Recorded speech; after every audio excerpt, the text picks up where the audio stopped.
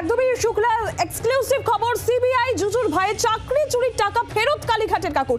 CBI সূত্রে যে চাঞ্চল্যকর তথ্য সামনে আসছে যে চাকরি না পাওয়া প্রার্থীদের মুখ বন্ধ রাখতে ঢোক গিলে টাকা ফেরত।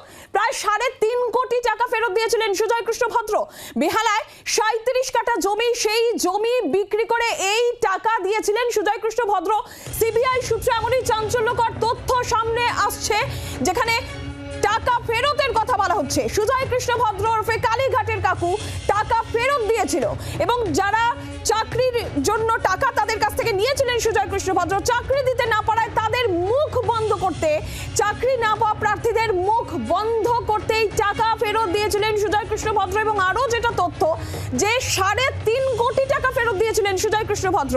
বেহালায় 37 কাঠা জমিও তিনি বিক্রি করেছিলেন এই টাকা ফেরত দেওয়ার জন্য।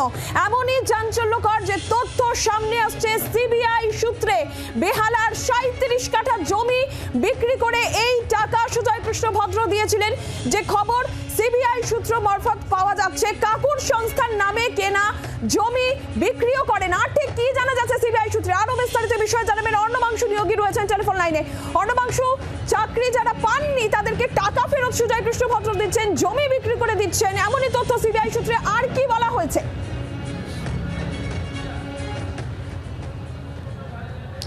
দেখো, সেটা হচ্ছে অবশ্যই বলবো যে চাকরি বিক্রি করে টাকা আদায়ের যে লক্ষ্যমাত্রা ছিল সে কি লক্ষ্যমাত্রা প্রায় ছিল 100 কোটি টাকা, কিন্তু সবাই কিন্তু চাকরি পাননি, সেটাই সব থেকে বড় বিপদ। যখন এই মামলা গড়ায় কলকাতা হাইকোর্টে সিবিআই এফআইআর করছে, ঠিক সেই সময়তে কিন্তু অন্যান্য প্রার্থীরা তারা কিন্তু বলছেন আমাদের টাকা ফেরত দিন, কিন্তু সেই টাকা ফেরত দেওয়ার অবস্থায় নেই। সেই ক্যাশ টাকা কিন্তু ট্রানজ্যাকশন অলরেডি ডান, অর্থাৎ যার নেওয়া কথা তার টাকা নিয়ে নিয়েছেন।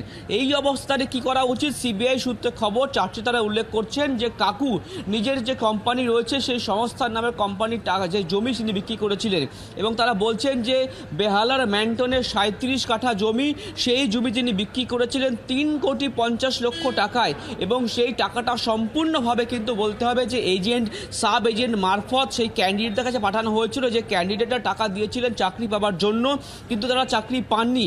সেই সমস্ত ক্যান্ডিডেটের মুখ বন্ধ, অর্থাৎ এই যে তারা বা তোমার হচ্ছে যে টাকা ফেরত দিন, টাকা ফেরত দিন, এইটা মুখ বন্ধ।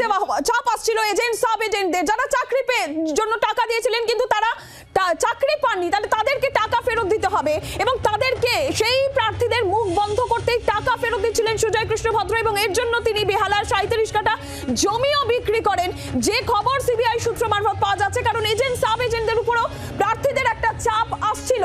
সুজয় কৃষ্ণ ভদ্র তিনি চাকরি প্রার্থীদের, যাদের কাছ থেকে তিনি চাকরি দেওয়ার জন্য টাকা নিয়েছিলেন, চাকরি দিতে না পারায় সেই টাকা তিনি ফেরত দেন। এবং সিবিআই সূত্রে এই তথ্যই সামনে আসছে, যেহেতু এজেন্ট, সাব এজেন্টদের উপর একটা চাপ আসছিল, তাদেরকে মুখ বন্ধ করার জন্য সুজয় কৃষ্ণ ভদ্র তাদের, সেই সমস্ত প্রার্থীদের মুখ বন্ধ করার জন্য তিনি জমি বেচে টাকা দিয়েছিলেন। 3 কোটি টাকা তিনি ফেরত দিয়েছিলেন বলে যে খবর সিবিআই সূত্র মারফত পাওয়া যাচ্ছে। কারণ চাপের মুখে পড়তে হচ্ছিল এজেন্টদের। টাকা ফেরতে জমি বিক্রি বা জমি হস্তান্তরের বিষয় সামনে আসছে সিবিআই তদন্তে। আর এই বিষয়ে কেন্দ্রীয় সংস্থা আরো তদন্ত চালাচ্ছে, গভীরে তদন্ত চালাচ্ছে, যে খবর সিবিআই সূত্র মারফত সামনে আসছে।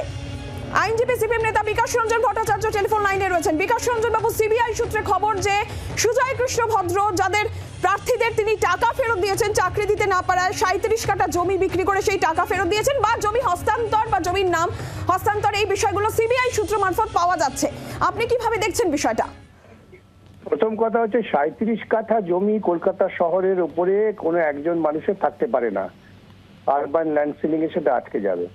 তাহলে এই এতদিন ধরে এই জমি কি করে একজন মানুষের ছিল, এবং তিনি সেই জমি বিক্রি করলেন কি করে, রেজিস্ট্রি অফিস কি করে সেটাকে অনুমতি দিল, সরকারি বা কি করে অনুমতি দিল, আরো অনেক জটিল প্রশ্ন উঠে যাবে। তো এখানে টাকা নিয়ে চাকরি দিয়েছেন, এটা তৃণমূলের স্বভাব সিদ্ধ, কিন্তু সেই টাকা ফেরত দেওয়ার জন্য জমি বিক্রি করলেন 37 কাঠা, এটা তো আরেকটা অদ্ভুত ধরনের দুর্নীতির একটা ইঙ্গিত পাচ্ছি আমরা।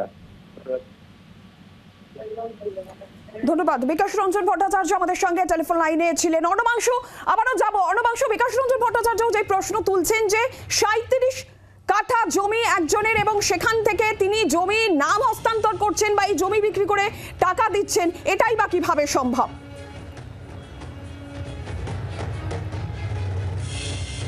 দেখো সেটা অবশ্যই বলবো, সিবিআই চার্জশিটের 17 নম্বর পয়েন্টে উল্লেখ করছেন যে সুজয় কৃষ্ণ ভদ্র যে জমি বিক্রি করেছিলেন বেহালা ম্যান্টনে, সেই জমিটি তার সংস্থা বা কোম্পানি বা ফার্মের নামে রয়েছে, এটা তারা উল্লেখ করছেন। সুতরাং সেই জায়গায় দাঁড়িয়ে কোম্পানি নামে এতটা জমি থাকা সম্ভব কি সম্ভব না, সেটা অবশ্যই তদন্ত সাপেক্ষ বিষয়।